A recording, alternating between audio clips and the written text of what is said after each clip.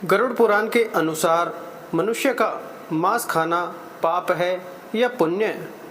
पौराणिक कथा के अनुसार एक बार जब भगवान श्री कृष्ण एक पेड़ के नीचे बैठे बांसुरी बजा रहे थे तो उनकी तरफ एक हिरण दौड़ता हुआ चला आया और उनके पीछे जाकर छुप गया।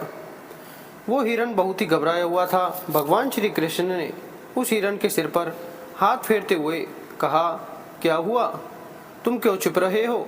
जितने में उस हिरण का पीछा करते हुए एक शिकारी भी वहां आ पहुंचा और बोला, यह मेरा शिकार है, इसे मुझे दे दो, इस पर मेरा अधिकार है। तब भगवान श्री कृष्ण बोले, हर जीवित जीव पर उसका खुद का अधिकार होता है, न कि किसी और का। तब वह शिकारी क्रोध में बोला, यह मेरा शिकार है, इसे मैं पका कर खाऊंगा। तब भगवान श्री कृष्ण बोले, किसी भी जीव को मारकर खाना पाप की श्रेणी में आता है। क्या तुम पाप के भागी बनना चाहते हो। मांसाहार पुण्य है या पाप, क्या तुम धर्म को नहीं जानते हो। तब वह शिकारी बोला, मैं तुम्हारे जितना ज्ञानी नहीं कि यह जानूं कि मांसाहार पुण्य है या पाप, पर मैं यह जानता हूं कि जीव को मारकर खाना, इसमें कोई हर्ज नहीं है। मांसाहार से तो मैं इस जीव को जीव बंधन से मुक्त कर रहा हूँ, फिर क्यों मांसाहार से मना किया जाता है। वैसे भी मैं इसको मारकर नीच योनि से मुक्ति दिलाकर पुण्य ही कमा रहा हूँ, फिर इस पर पाबंदी क्यों। इसे तो प्रोत्साहित करना चाहिए। जहाँ तक मैंने सुना है, जीव हत्या तो शास्त्रों में भी बताया गया है। राजा लोग शिकार किया करते थे। आप ही बताइए, मांसाहार पुण्य है या पाप। भगवान श्री कृष्ण समझ गए कि इसकी बुद्धि मांस खाने के कारण तामसिक हो गई है और इसने सोचने और समझने की बुद्धि भी खो दी है। फिर भगवान श्री कृष्ण बोले, तुम्हारे इस विषय पर पहले मैं तुम्हें कोई राय नहीं दूंगा। मेरी एक छोटी सी कथा सुनने के बाद तुम्हें उत्तर देना कि मांसाहार पुण्य है या पाप है और तुम्हें मांस खाना है या नहीं। वह शिकारी सोचने लगा कि इसमें मेरा तो कोई घाटा है नहीं, इस कथा को सुन ही लेता हूँ, मेरा मनोरंजन भी हो जाएगा और बाद में मुझे इस हिरण का मांस भी मिल जाएगा।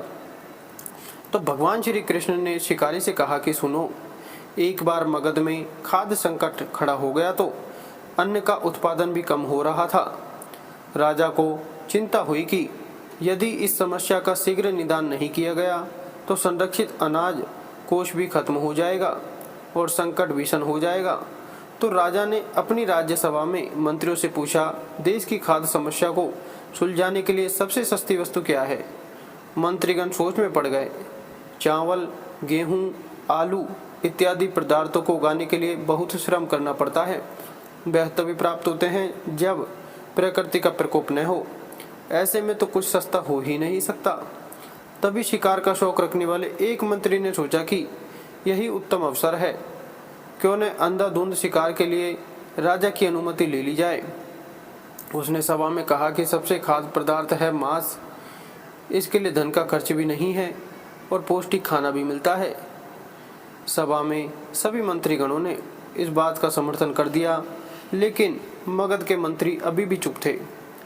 राजा ने पूछा, मंत्री आप चुप क्यों हैं, आपने कोई अनुमोदन नहीं किया, आपका क्या मत है। मंत्री ने कहा, मैं यह नहीं मानता कि यह कथन सही है कि मांस सबसे सस्ता पदार्थ है, फिर भी इस विषय पर मैं अपने विचार आपके सामने कल रखूंगा। मंत्री उसी रात मांसाहार का प्रस्ताव रखने वाले सामंत के घर पहुंचे। सामंत ने इतनी देर रात मंत्री को अपने घर आते देखा तो वह घबरा गया। किसी अनिष्ट की आशंका से वह कांप गया। मंत्री ने कहा, संध्या को महाराज बीमार हो गए, उनकी हालत बहुत ही खराब है। राजवैद्य ने कहा है कि किसी शक्तिशाली देह का 2 तोला मांस मिल जाए तो राजा के प्राण बचाए जा सकते हैं।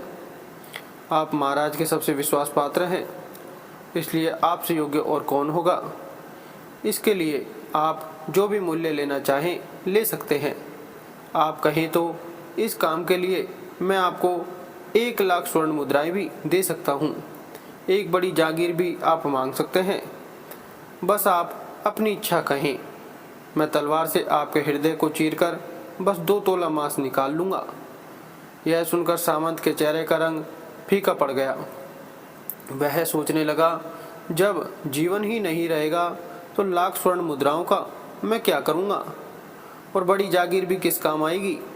वह झटपट अंदर भाग कर गया और अपनी तिजोरी से 1 लाख स्वर्ण मुद्राओं की पोटली लेकर आया। मुद्राएं देकर उसने मंत्री के पैर पकड़ लिए और गिड़गिड़ाते हुए बोला, मंत्री जी, मैं आपकी 1 लाख मुद्राओं में अपनी 1 लाख मुद्राएं और मिलाता हूँ। इन मुद्राओं से आप किसी और सामंत के हृदय का मांस खरीद लें, किंतु मुझे जाने दें, यह बात किसी और को पता न चले। मैं आपसे हाथ जोड़कर निवेदन करता हूँ। मंत्री जी यह सब समझ चुके थे। मंत्री सामंत को थोड़ी और मानसिक पीड़ा देना चाहते थे। मंत्री ने आगे कहा, सामंत, आप शरीर से बलवान हैं, आपकी कदकाठी महाराज से मिलती जुलती है, इसलिए राजवैद्य ने खास तौर पर आपका ही नाम लिया है। आपके दान से हमारे अच्छे राजा की जिंदगी बच सकती है। आप कहें तो मैं आपको मंत्री का पद देने को तैयार हूँ और खुद आपका कर्मचारी बनकर रहूँगा, पर प्रजा से हमारे राजा न छीने। सामंत तो फंसता हुआ दिख रहा था। उसने शरीर पर अंग वस्त्र रखकर अपने जूते भी पहन लिए। जैसे ही वह वहाँ से भागने वाला था, वह तुरंत मंत्री के पैरों में लेट गया। उसने याचना की कि मंत्री जी, मैं इसके योग्य नहीं हूँ। जब प्राणी ही नहीं रहेंगे तो मंत्री पद का या राजा का सिंहासन भी मिल जाए तो मैं उसका क्या करूँगा। आप चाहे तो मेरा सब कुछ ले लें, पर मेरे प्राण न लें। मैं अपना ये भवन और सारा धन आपको सौंपता हूँ। रातों रात राज्य से निकल जाऊँगा।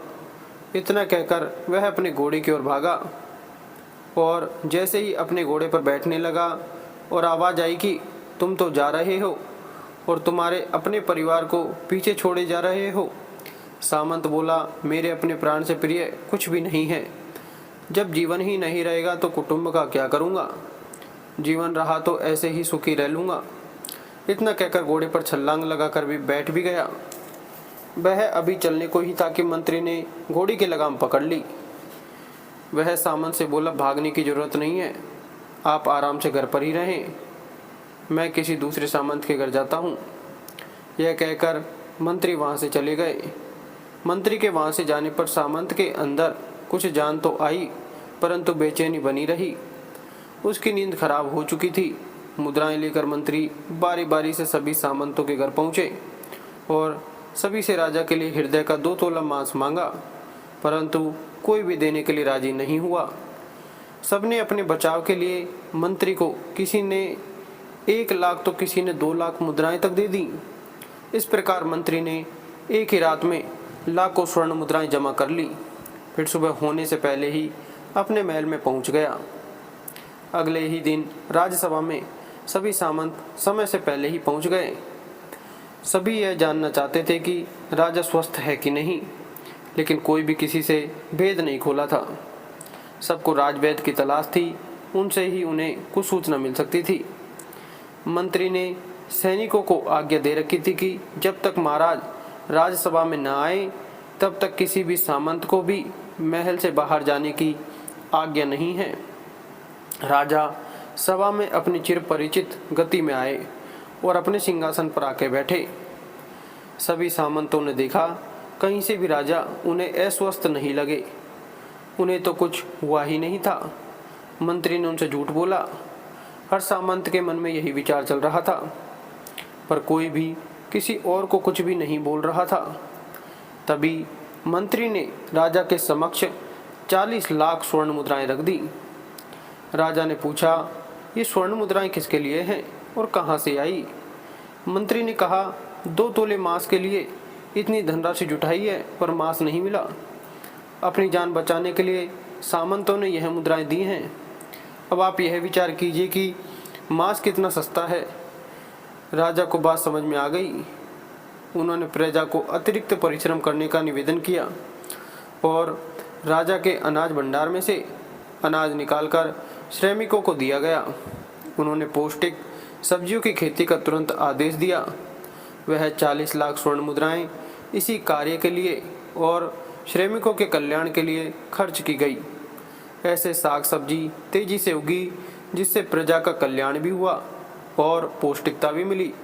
कुछ समय बाद मौसम अनुकूल हुआ और खेती लहराने लगी।